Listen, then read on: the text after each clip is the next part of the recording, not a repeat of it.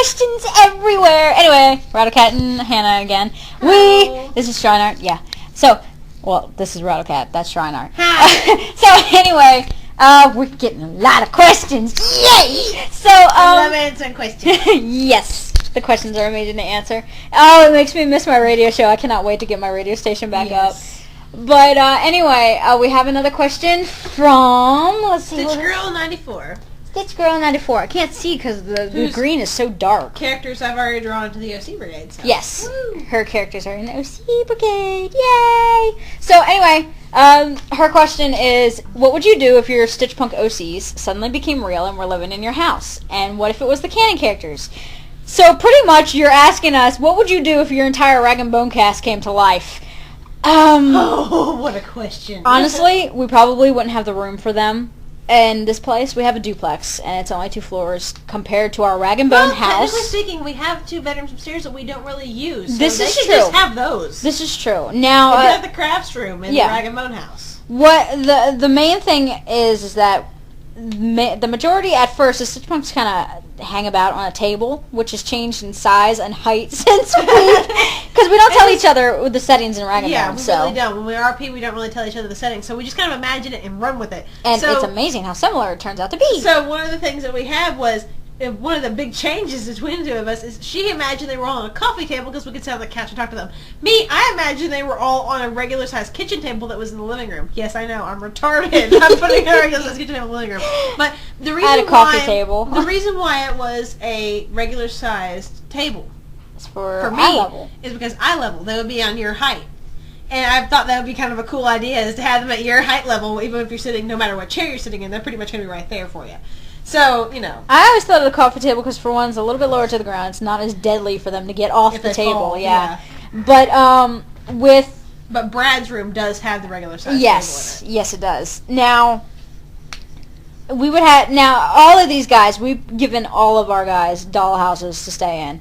And based upon their parents and their relationships, more than one stitchpunks occupy more than one dollhouse. Yeah. Or a dollhouse. Now, some people's doll houses don't even get used, like beds and these doll houses are pretty much scale of whatever, like Victorian houses, colonial house architecture. So these are pretty big houses when you think about the size of a stitchpunk. We wouldn't have room for the houses, but as far as the place, as far as the stitchpunks, yeah. Good God Almighty! Can you imagine 64 sets of stitchpunks? It would take up the entire living room floor, just about. Yeah, it would. If just hanging around a crowd. Because we really don't have a big house as much as we would love to. So if all of them came to life, well, first of all, our ceiling would be covered in ropes. Let me explain.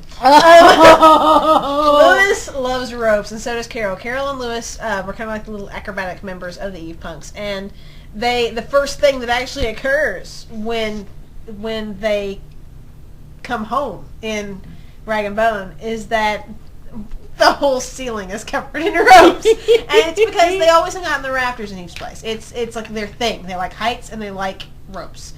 And so our ceiling would probably be decked out in ropes. They would probably be really sad there are no rafters. They'd probably be hanging out on top of my computer desk. Yeah. It's the highest point. Really high places. We would also have to figure out a way to make the stairs accessible, because in the comic in our house for RagNBone, there's actually... Does somebody fall on the stairs or has a tumble or something down them? I don't know, but originally in the house, a lot of the old, like, kind of hardwood floors, the stairwells, they have runners on the side. The runners along the side, so we figured, okay, they can just run up that. We're in a carpeted stairwell where they don't have that opportunity. And honestly, hang on. Okay, I'm breaking out the yardstick on this bitch. Let me see. We bring out this yardstick every single time. The yardstick is numbered and labeled with the character's name. So and the heights and the names of the characters. That way we know exactly how tall they are compared to other items in the house. Of how hard it would be for them to get up and down these stairs. You gotta talk loud. Hang on. To give you a concept of how hard it would be for them to get up and down these stairs, the top of the stair comes to like Nine's head, the top of Nine's head. And there would be no getting up and down these stairs by themselves. They'd have to have help. Yeah, exactly. Or they'd have to have each other. Yeah, I mean, they could rope, and hell, Lewis would probably have a rope system by the time. Yeah. I mean, but have all this rigged up. Another thing is, oh my God, I for some reason I imagine we have Now, in the RagNBone comic, the stitchpunks do come across a variety of different animals. None that we actually own, but they do come across animals. We actually own a cat, and we have a rabbit in this house. And the rabbit wouldn't be too much trouble because the rabbit just kind of derps around and then doesn't really pay attention. I mean, the most he would probably nibble on a freaking stitchpunk if it's sleeping. But the cat will be the cat. The cat chases anything that moves. This includes your hands. The cat launches. The cat launches at your legs. This cat is terrified of legs, I imagine, because whenever you're walking, she feels it fit to leap 6 feet in the air and grab your knee. And there have been more than enough times we face planted her into our knees because it's actually kind of funny because once she gets wrapped around your foot or something, you can walk and she'll drag. She'll hang onto your foot with all of her power and start gnawing on it. So you can see where this would be a problem with the punks. Anything that moved. If the stitchpunks moved, they'd be done. She would tackle them. We would have to put her in a room by herself or train her not to chase them. And another thing, for some reason, I see the stitchpunks having this issue. Maybe not Eve punks, but I can see a lot of the others. We do keep the doors closed. Mostly because we have an air mattress. We don't have an actual mattress. So we're afraid the cat's going to scratch it up and we're not going to have a bed anymore. And we don't want the rabbit or the cat on the mattress. Hannah is also asthmatic, and we make that joke so many times in the story. I fail at breathing because a coworker once told me that I fail at breathing. Yeah, so, I mean, we have the cat hair. She's not allergic to this cat just yet. I'm allergic to cats, but for some reason, itty-bitty, our cat, Carol, and I think it's does not bother me. I think it's because she hasn't started to shed yet. And I'm wondering... Kidding me? Every time I pick her up, I get hair all over my clothes. Really? She sheds, yeah. I have no idea that she sheds. But the rabbit she's not allergic to. But we don't want it in the bedroom. That way, we have a humidifier in the bedroom, and we kind of have... We have cords and stuff. It's a sacred room. Anything. Yeah, we have a sacred room. But the other two rooms, we normally just keep the doors closed. We don't really keep them open. Well, if we had the punks, I would be keeping the doors open. Keep those doors open, yeah. And one of the rooms has been kind of changed into the cat's playroom. It's full of boxes. Mind you, these used to be rooms that were used. They actually, our roommates that lived in there and stuff, and they always used for kind of storage. But yeah, it's kind of our house now. Woo! Yep. Good God, we would have to keep this place clean 24/7 because the kitchen is a mess. The organization in it, we should take pictures of this place because the organization is hysterical. It makes no sense. We have a treadmill in here that I brought all the way down from Pennsylvania. We packed this thing all the way down from Pennsylvania. 10-hour drive. Does not work. It doesn't work. We plugged it in, didn't work, and I'm like, you gotta be shitting me. And it was a brand new treadmill when I got it. Never used it, brought it down, happens doesn't when you work. stick things in the garage all the time. I'm sorry, that's where I lived. You stuck everything in the garage. I lived in the garage. But... yeah, I can see... we wouldn't have any materials. We would not have any clay or wires because somebody would take it and use it for something. I have a lot of paint and art supplies. Yeah, my paint would be gone. Christian would rake my paint your canvases I bought you, they'd be gone.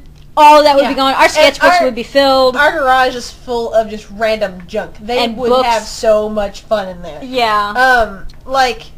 Basically, as far as God, I know that first of all, if they were real... she would huggle Lewis. Oh my God! I would steal Lewis every chance I got. And I have to admit, I'd be dragging Vic around.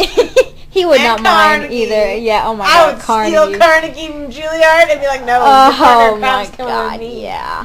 And now, if it was the canon characters, now this depends on if it was just the canon characters or with the OC crew. Because if it is with the OC crew, then that's fine because it happens in the RagNBone story. So we try to base, even though obviously we have a much bigger house and whatever, we still kind of keep to our lifestyle and what we do. The only thing that really changes is where we're living and what we do for a living. In terms of actual profession. But other than that, we try to keep it as down-to-earth and realistic as possible. If we can't do it in real life, chances are we're not going to do it in the comic. The only rule that doesn't work for this is Hannah makes me drive in the comic. Now, granted, I don't have a Jeep. I don't have an orange Jeep. I would love to. We do have a Jeep. There's a Jeep down at the Jeep dealership. That is the right color orange. It's the right orange. It's the Jeep I always wanted, and it's in the comic. And I'm like, fuck! But I don't have a driver's license. I don't feel comfortable driving. Plus, I'm 4'11". And she has seizures. I also have seizures, so I can't really drive. And even if I got into the car, I mean, me getting into the passenger seat, you laugh anyway, because my feet don't touch the ground. They don't touch the ground in chairs. And so I always keep my feet up because I'm like, no, I can't feel the ground. So, I don't drive, but in the comic I do take the opportunity to drive simply because, hi Chibs, why are you IMing me? But I have a means of driving for some reason. Yeah. And that was just kind of established that I drive because I guess I'm the most calm one. I drive usually. Yeah, you drive, and when you drive, you freak the flip out. Oh my god, when we were a PA, she didn't understand the roads. Shut up. You can just shut up. Bitty, get off my pant leg! Anyway. But yeah. It was just the Canon crew. Yeah. It was just the Canon I don't know, I feel a little bit awkward, but I guess I'd be okay with it. I mean... Give one a smackdown. Oh my god, I would. I love 1 and 8. A lot of people can't stand those characters. I love them to death. 5 and the twins, I will be cuddling them. It's like, no guys, you guys are coming with me. We're going to have long discussions. I want to introduce you to some good music.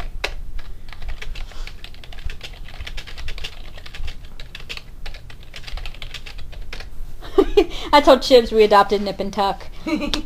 Nip and Tuck don't actually show up in RagNBone. Just yet, anyway. Just yet. We don't really know where to place them because it's actually the first adopted Stitch Punks that we have from a friend of mine. But we really want to include them somehow. But we were going to set up an adoption contest to kind of give them away.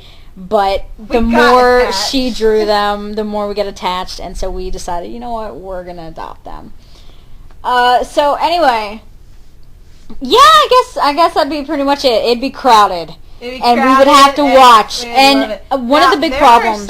If it was all of our OCs, we would have a problem because Diggory, Isaac... Oh, yeah, if it was all of them, some of them could not be around other Stitch Punks. Frankly, we may have to kill some of them. We would have to kill some of them because you couldn't have them around the Stitch Punks for serious reasons. You would not be able to have Isaac anywhere near the Franz Punks. Diggory. Diggory, you couldn't have him near anybody.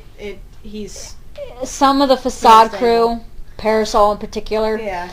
Would have a serious problem with Lewis or anybody who likes to be up high. Yeah.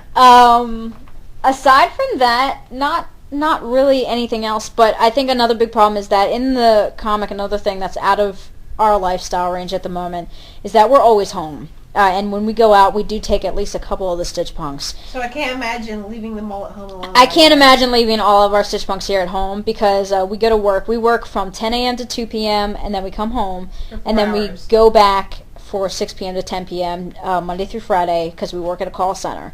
And so I would either be taking some of them with us, and those desks are really open, so it'd be really hard to keep them out. I guess? Yeah, because, I mean, in all honesty, we are just not around the house. It's not that they can't take care of themselves, they can, and even in RagNBone they take care of themselves, and there are times they're like, it feels a little impersonal to just kind of leave them here. It also feels awkward to do so, especially considering if you go by, if we do have all of them, yeah, it would be dangerous. Yeah. Like you said, we'd have to kill some of them. Yeah, and there's the cat going around her feet again. Yep. And it would just in general be really difficult to keep all of them. Plus, I mean, their social structure that they have, it's so different, but at the same time, they have their own social structure. So, I mean, there would be a lot of instances where you would find groups of certain Stitch Punks all over the house. Just hanging out. They wouldn't all be together unless we intentionally, like, set up a karaoke night or something. Yeah. But, I mean, we really couldn't, and Wooster would take over your goddamn computer. Are you kidding me? Yeah, Wooster would kind of hijack Wooster the computer. So, it's not really anything that we could help. I mean, I would love to have them. It would make life a lot better, but at the same time, we would have, every time we went to work, it'd be like... It'd be worry. Yeah, worry. It would be like having 64 kids. Yeah, pretty much. Yeah. So, anyway, that was that question. We got another question to answer. Yay! Because Death Shock. We're going to do that in another one, right? Death Shock. Death Shock. Death Shock won't shut up. We're going to do that one in another one, right? We'll do that one in another one here. All right. So, we're going to go ahead and say bye. And this one was only 15 minutes long. And I'm going to go make a phone call. And Shrine's going to make a phone call, so we'll get that uploaded here and finished in a sec.